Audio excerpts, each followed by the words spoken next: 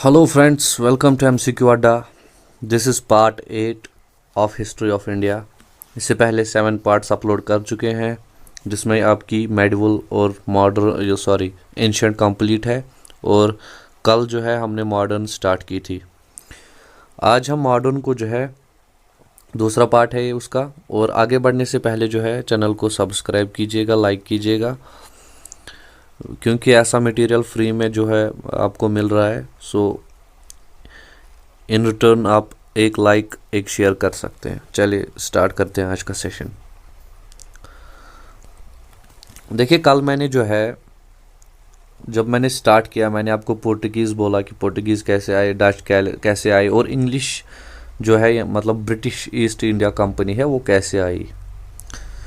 आज हम स्टार्ट करेंगे 1773 से, ठीक है। इवन 1773 से पहले भी थोड़ा, जब ईस्ट इंडिया कंपनी जो है उन्होंने एक पोस्ट बनाया। पोस्ट कह सकते हैं, एक रैंक कह सकते हैं, जिसको बोलते हैं गवर्नर ऑफ बंगाल बोलते थे वो। अगर पहला गवर्नर ऑफ बंगाल पूछे तो रॉबर्ट क्लाइव, ठीक है। सो यही गवर्नर ऑफ बंगाल जो था ये ईस्ट इंडिया कंपनी को रेगुलेट करता था, ये इसको चलाता था। सारा जो जिम्मेदारी है वो इसी की होती थी, ठीक है। इसके बाद 1773 में क्या हुआ, 1773 में एक एक्ट पास हुआ जिसको हम कहते हैं रेगुलेटिंग एक्ट ऑफ 1773। इसमें इन्होंने एक चेंज की कि गवर्नर ऑफ बंगाल जो था उसको गवर्नर जनरल ऑफ बंगाल बनाया। और पहला गवर्नर जनरल जो बना, जो मैंने आपको कल भी बोला था, वार्न हेस्टिंग्स, ये इंडिया का नहीं बना, याद रखिएगा, डाउट नहीं रखना है। ये गवर्नर जनरल ऑफ बंगाल बना। इसकी डेट अगर आप याद रखिए 1773 से 1785। 1772 में ये था, लेकिन ये गवर्नर था, गवर्नर जनरल नहीं था, ठीक है। क्योंकि कल मैंने डेट लिखवाया था 1772 टू 1785, वो इस क्योंकि एक साल ये गवर्नर ऑफ बंगाल भी रहा। 1773 से जो है ये गवर्नर जनरल ऑफ बंगाल बना, ठीक है। सो वार्न हेस्टिंग्स जब आया तो इसके दौर में कुछ चीज़ें जो इम्पॉर्टेंट हुई, सबसे पहला हुआ यही रेगुलेटिंग एक्ट 1773। पिट्स एक्ट हुआ 1784।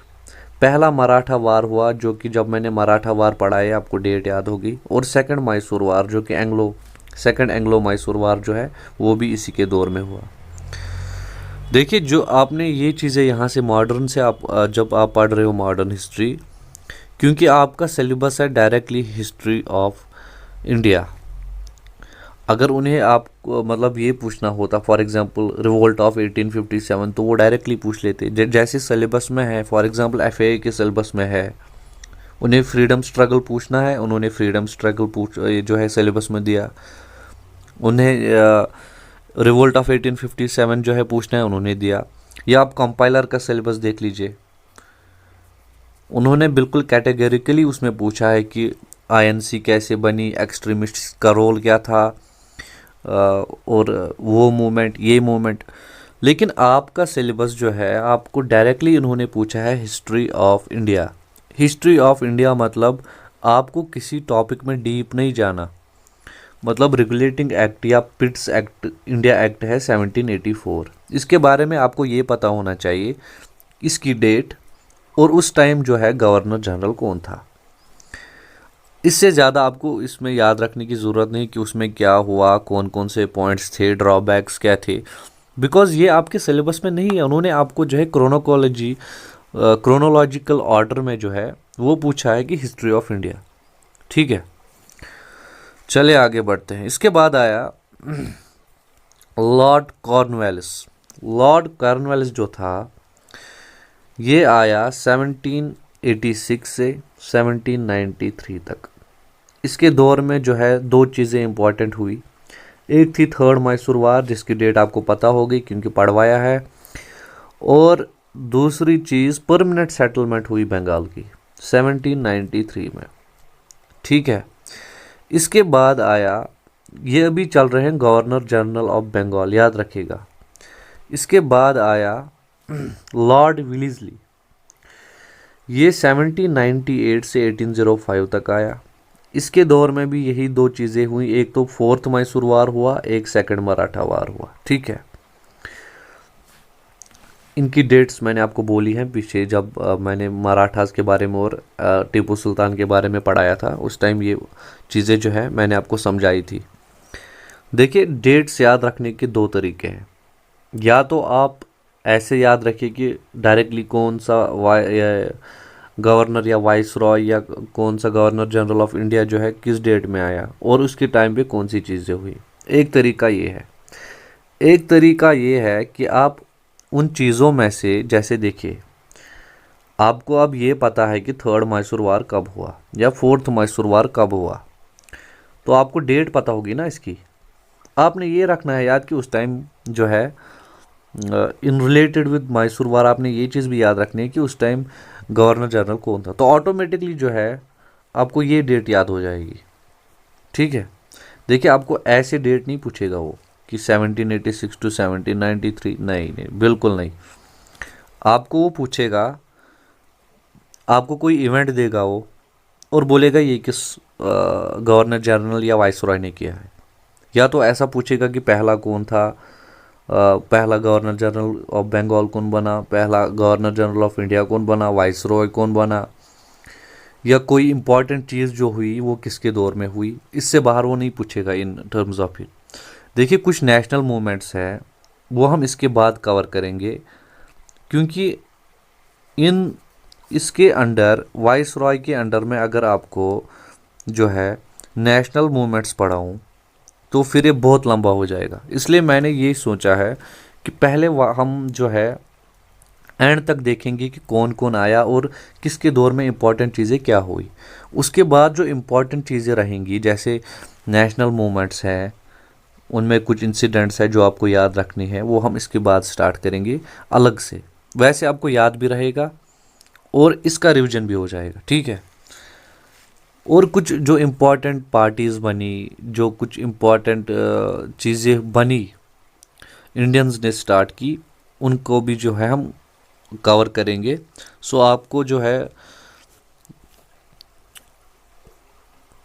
रश में नहीं जाना है कि मतलब सर तो ऊपर ऊपर से निकल रहे हैं, नहीं।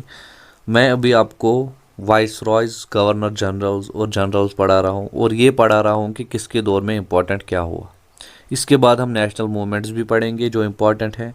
उसके बाद हम ये भी पढ़ेंगे कि अगर कोई पार्टी बनी है इम्पोर्टेंट, अगर कोई कुछ जो भी इम्पोर्टेंट है ना हिस्ट्री ऑफ इंडिया के मुतालिक, वो मैं आपको पढ़ाऊँगा। लेकिन हाँ, मैं आपको फिर से ये चीज़ बोल रहा हूँ, आपको पूछा गया है हिस्ट्री ऑफ इंडिया, आपको फ्रीडम स्ट्रगल नहीं पूछा, आपको उन्होंने रिवोल्ट ऑफ 1857 नहीं पूछा है। हाँ, रिवोल्ट ऑफ 1857 है, आपको ये पूछा जा सकता है कि डेट बताइए, आपको ये पूछा जा सकता है जब वो हुआ उस टाइम वाइसरॉय कौन था। मीन्स ऊपर ऊपर की चीज़ें आपको पूछेंगे, लेकिन क्रोनोलॉजी आपको पता होनी चाहिए। ठीक है, चलिए आगे बढ़ते हैं। इसके बाद आया लॉर्ड मिंटो फर्स्ट। देखिए, लॉर्ड मिंटो फर्स्ट 1807 से 1813 तक था। इसके बारे में इम्पॉर्टेंट जो है ना, आपने एक चीज़ याद रखनी है, ट्रीटी ऑफ अमृतसर। याद होगा आपको अगर आपने जम्मू कश्मीर की हिस्ट्री जो है पढ़ी है, मैंने पढ़वाया है, ये पढ़ाया है मैंने। ट्रीटी ऑफ अमृतसर हुई थी रणजीत सिंह और ब्रिटिश के दौरान, और ब्रिटिश के साइड से लॉर्ड मिंटो था। ये चीज़ मैंने शायद नहीं बोली वहाँ पे, लेकिन देखिए रिपीट हो गई। रणजीत सिंह 1809 में जो है ट्रीटी ऑफ अमृतसर जो हुई थी वो इसी लॉर्ड मिंटो ने की थी from the side of British. ठीक है, इसके बाद आया लॉर्ड हेस्टिंग्स। लॉर्ड हेस्टिंग्स 1813 से 1823 तक आया। इसमें एक तो चार्टर एक्ट 1813 हुआ, इम्पॉर्टेंट नहीं है लेकिन ये तो आपको डायरेक्टली मिल जाएगा ऐसे ही। थर्ड मराठा वार हुआ, डेट अगर आपने मराठा की वार पढ़ी आप डायरेक्टली बोल सकते हैं हाँ इसी के दौर में हुआ है। और एक इम्पॉर्टेंट चीज़ जो हुई वही रयटवारी सिस्टम जो है अब एस्टैब्लिश हुआ 1820 में। ठीक है, ये इम्पॉर्टेंट चीज़ें थी जो इसके दौरान हुई। इसके बाद 1833 आया। 1833 में चार्टर एक्ट ऑफ 1833 जो है पास हुआ, और उसमें क्या चीज़ हुई इम्पॉर्टेंट कि गवर्नर जनरल ऑफ बंगाल जो थे, जो अभी तक मैं पढ़ा रहा हूँ आपको, ये पोस्ट कन्वर्ट की गई गवर्नर जनरल ऑफ इंडिया में। और तब जो था लॉर्ड विलियम बेंटिक जो था, ये था गवर्नर जनरल ऑफ बंगाल। और जब ये पास हुआ तो यही कन्वर्ट होके पहला बना गवर्नर जनरल ऑफ इंडिया 1828 से 1835। 33 में ये फिर इंडिया का बना, तब तक ये बंगाल का था। ठीक है। सो अगर देखिए ये पूछें आपको कि last governor general of Bengal कौन था, तो लॉर्ड हेस्टिंग्स। ठीक, चलिए आगे। बेंटिक के बाद क्या हुआ? बेंटिक के बाद आया ऑकलैंड। ये मैं गवर्नर जनरल ऑफ इंडियाज़ की बात कर रहा हूँ। ऑकलैंड आया 36 से 42 तक, कुछ इम्पोर्टेंट इसके दौर में नहीं हुआ। उसके बाद आया लॉर्ड होर्डिंग 44 से 48 तक।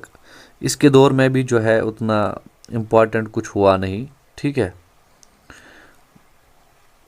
इसके बाद आया लॉर्ड डलहौजी।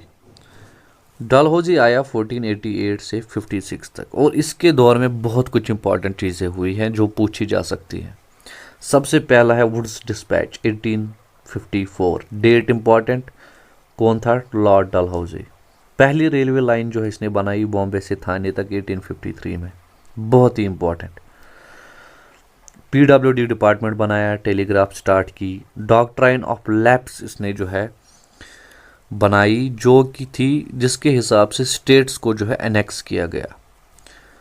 और ये बहुत इंपॉर्टेंट वजह थी रिवोल्ट ऑफ 1857 में। ठीक है।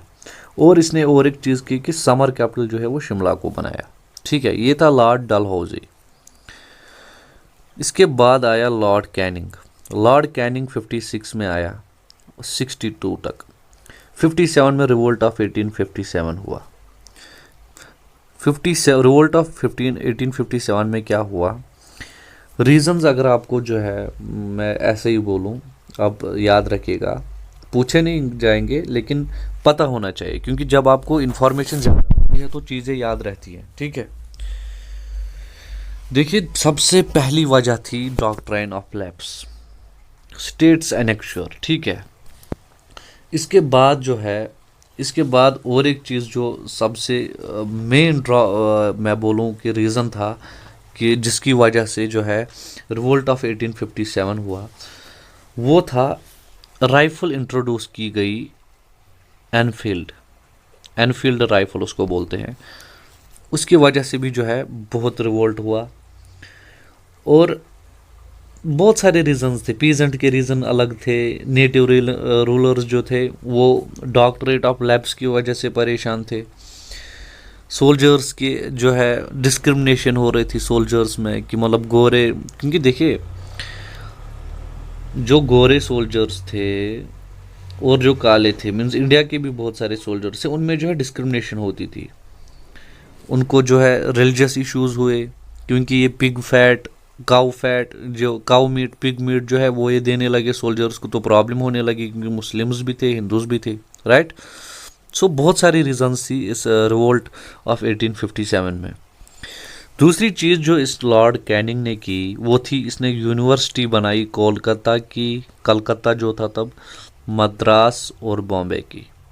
1857 की बात है ये। ठीक है। 1858 में क्या हुआ? 1858 में एक इम्पॉर्टेंट बात हुई कि गवर्नमेंट ऑफ इंडिया एक्ट आया। गवर्नमेंट ऑफ इंडिया एक्ट की वजह से कंट्रोल जो है वो चेंज होकर क्राउन रूल में हो गया। देखिए, मैं आपको थोड़ा समझाता हूँ क्राउन रूल क्या था। जब ईस्ट इंडिया कंपनी 1858 तक, मतलब अब तक ईस्ट इंडिया कंपनी का अपना रूल था, जो इनका यहाँ पे गवर्नर जनरल था वही जो है सब कुछ देखता था, और डायरेक्टली ब्रिटिश गवर्नमेंट का कोई रोल नहीं था इसमें। ठीक है। लेकिन जैसे ही ये गवर्नमेंट ऑफ इंडिया एक्ट पास हुआ 1858 में, तो यहाँ पे क्राउन रूल स्टार्ट हुआ।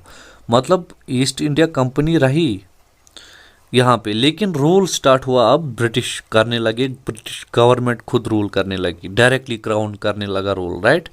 अब तक कंपनी रूल था, अब ये क्राउन रूल स्टार्ट हुआ 1858 में, ठीक है। और एक चीज़ जो इंपॉर्टेंट हुई इसके दौर में, इंडियन काउंसिल एक्ट 1861, ठीक।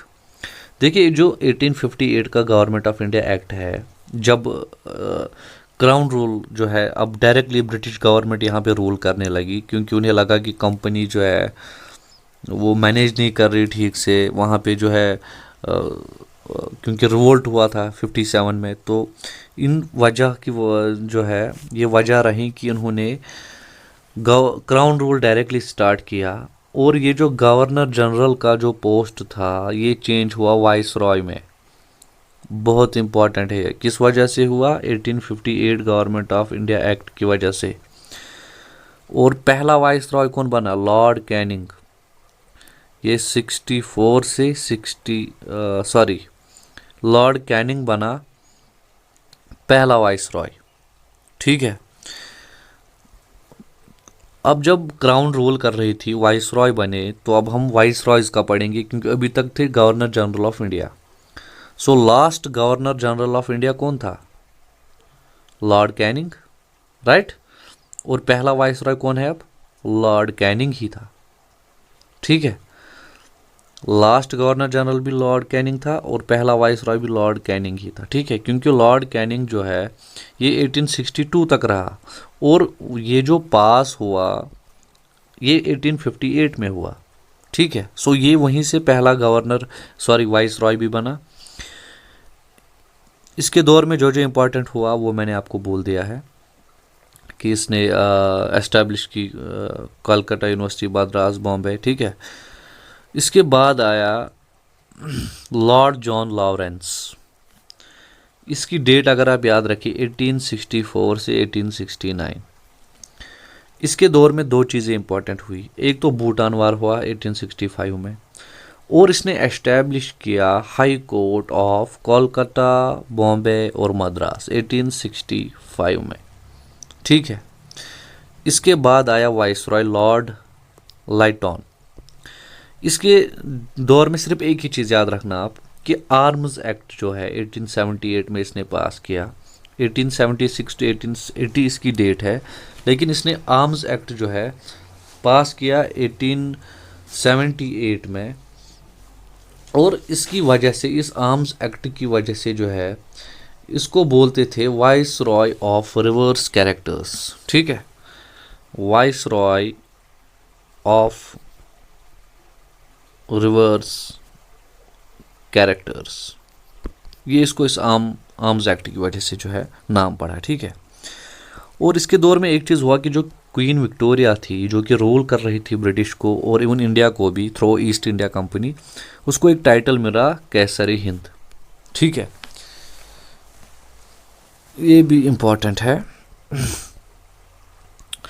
चलिए, तो हो गया। इसके बाद आया लॉर्ड रिपन। लॉर्ड रिपन जो था ये 1880 से 1884 तक आया। इसने पहला फैक्ट्री एक्ट जो है 1881 में दिया।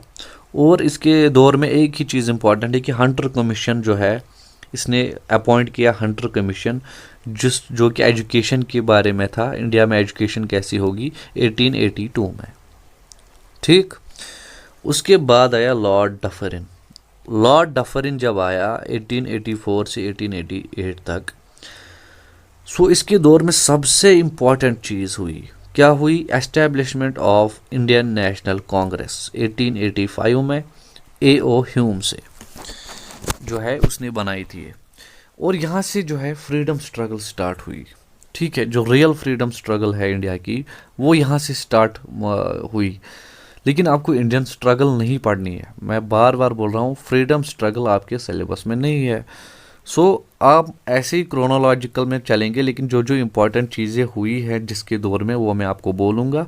उसके बाद में जो कुछ नेशनल मूवमेंट्स हैं, देखिए नेशनल मूवमेंट्स की बात करें जैसे, या नेशनल एक्टिविटीज़ जो हैं, जैसे इंडिगो रिवोल्ट है, मुस्लिम लीग कैसे बनी, Ghadar party, home rule movement, Rowlatt act, Jallianwala Bagh, Khilafat movement, non cooperation, ये मैं आपको फिर अलग अलग से इसकी डेट्स और इम्पॉर्टेंट बोलूँगा क्या है इसमें देखना, वो इंसिडेंट्स है, ठीक है। लेकिन पहले हम जो है ये कंप्लीट करेंगे कि वाइस रॉयस एंड तक, जब तक लॉर्ड माउंटबेटन आया 1947 में, वहाँ तक हम कंप्लीट करेंगे। उसके बाद इम्पॉर्टेंट नेशनल एक्टिविटीज़ जो है मैं आपको करवा दूंगा, ठीक है। और इम्पॉर्टेंट नेशनल एक्टिविटीज़ के अलावा जो है आपने एक चीज़ इसमें देखनी है, सोशल एंड कल्चरल रिफॉर्म्स। जैसे आर्य समाज है, वो किसने बनाया, डेट क्या थी, ब्रह्म समाज है, यंग बंगाल मूवमेंट है, ऐसी कुछ चीज़ें हैं जो जिसके आपने डेट्स और फाउंडर का जो है नाम याद रखना है, ठीक है। चलिए सेशन को यहीं पे एंड करते हैं। लॉर्ड डफरिन के बाद जो है कल स्टार्ट करेंगे। रिक्वेस्ट यही है कि अगर आप चैनल पर नए हैं तो चैनल को सब्सक्राइब कीजिए, वीडियो लेक्चर को लाइक कीजिए और अपने फ्रेंड्स के साथ शेयर कीजिए। देखिए क्योंकि इतना अच्छा मटेरियल आपको मिल रहा है, वो भी फ्री में, तो ये उन बच्चों के लिए मैंने जो है स्टार्ट किया है। मोस्टली जो बच्चे अफोर्ड नहीं कर पाते कोचिंग, या जिन्हें गाइडेंस नहीं होती कि क्या पढ़ना है, कुछ बच्चे एक बुक लाते हैं और यहाँ की कोई सिंगल बुक लाई और उसी को रट्टा मार मार के उसमें आते हैं 2 क्वेश्चंस। सो ऐसे नहीं भटकना है आपने। देखिए सिलेबस होता है टॉपिक वाइज जो है कंप्लीट कीजिए, चाहे किसी के पास भी पढ़िए, जहाँ पे आपको बेस्ट मटेरियल लगे आप वहाँ से पढ़िए। सो रिक्वेस्ट यही है कि आप चैनल को शेयर कीजिए फ्रेंड्स के साथ, हमें हेल्प कीजिए ग्रो करने में। नया प्लेटफॉर्म है, सो आप ही जो है हमारी जब आपको यहाँ से हेल्प हो रही है, आपको अच्छा लग रहा है कंटेंट, तो ऑब्वियसली आप ही जो है हमारी चैनल को जो है ग्रो करोगे, ठीक है ना। चलिए, थैंक यू वेरी मच।